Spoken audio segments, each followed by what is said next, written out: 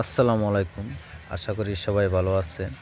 তো আমি আছি বর্তমানে সুনামগঞ্জ জেলার মঙ্গলকাটা বাজার, জাহাঙ্গীরনগর ইউনিয়ন।